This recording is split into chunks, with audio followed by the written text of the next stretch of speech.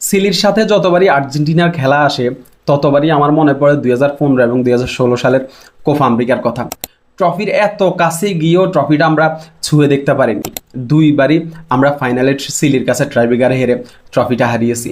মেসির সেই কান্না ভেজা মুখটা আমার বারবার মনে পড়ে। আর আজকে চিলির ফুটবলের অবস্থা কোথায়? আর্জেন্টিনা এখন বিশ্বের সেরা দল, আর চিলি 2026 বিশ্বকাপের জন্য কোয়ালিফাই করতে পারবে না।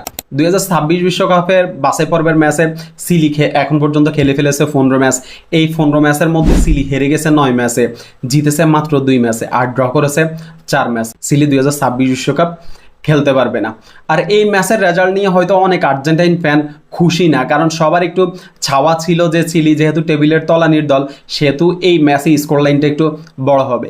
কিন্তু ভাই আপনি যদি ম্যাচটা দেখে থাকেন, চিলি পুরো 90 মিনিট যেভাবে হাই প্রেসিং করে গেছে, এইটার সামনে আপনার খুব বেশি অ্যাটাকে যাওয়ার সুযোগ ছিল না, যেহেতু আমাদের মিডফিল্ডে ক্রিয়েটিভিটি কম ছিল, মিডফিল্ডে অ্যানজো ফার্নান্দেজ ছিল না, ম্যাকঅ্যালিস্টার ছিল না, সেহেতু আমি বলবো যে 1-0 গোলের জয় খুব বেশি একটা খারাপ না।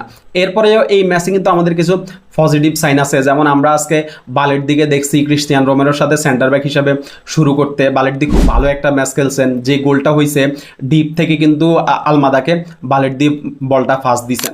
এরপরে আমরা মিডফিল্ডে নতুন আরও কিছু প্লেয়ারকে দেখার সুযোগ হয়েছে। নিকোফাজকে দলের সাথে মানিয়ে নিতে আরেকটু সময় লাগবে, কারণ নিকোফাজ খুব সম্ভবত তার ক্যারিয়ারে প্রথমবারের মতো আর্জেন্টিনার ম্যাচে স্টার্ট করছেন।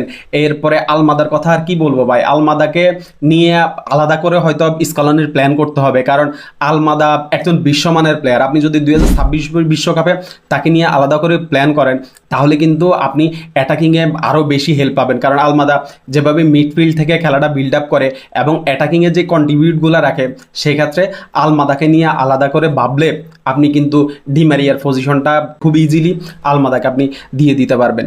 এরপরে সিমিওনার জন্য একটা ভালো ম্যাচ ছিল, আর আলবারেজ তো বিশ্বমানের একজন ফিনিশার। যেভাবে থিয়াগো আলমাদার বলটা পাওয়ার পরে উনি যেভাবে টপনচ ফিনিশিং করছেন, আলবারেজের finishing by world class. Alvarez এখন বিশ্বের সেরা স্ট্রাইকারদের একজন। আর এমিলিয়ানো মার্টিনেজকে নিয়ে একটু কথা বলার দরকার। ওই যে আমাদের মন আবাই আছে না, তিনি কিন্তু একটা কথা বলছেন যে আর্জেন্টিনা কিছু ফাঁক বা না ফাঁক একটা মাল পাইছেন, যেই মালটা কাউরে বাল বলেও গণে না।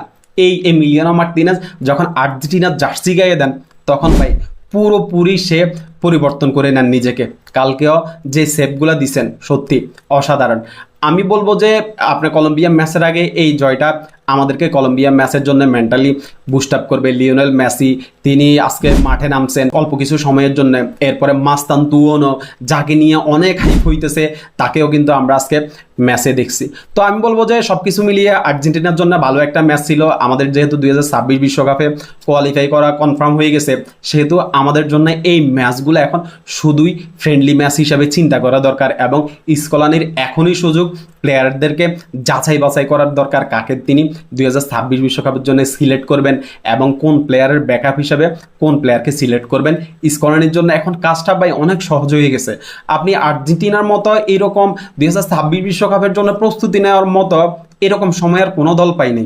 আপনি সবগুলোর দিকে তাকান, ব্রাজিল বলবেন, স্পেন বলবেন, স্পেন নেশনস লিগ ফাইনাল খেলতে হবে তাকে, সেক্ষেত্রে সে আপনার স্কোয়াড নিয়ে এখনই যাচাই বাছাই করতে পারবে না। তারপরে আছে আপনার বিশ্বকাপের বাছাই পর্বের ম্যাচ, সেক্ষেত্রে আর্জেন্টিনার জন্য কিন্তু হিউজ একটা সময় আছে 2026 বিশ্বকাপের জন্য পুরোপুরি একটা গোছালো স্কোয়াড তৈরি করার জন্য। ধন্যবাদ সবাইকে।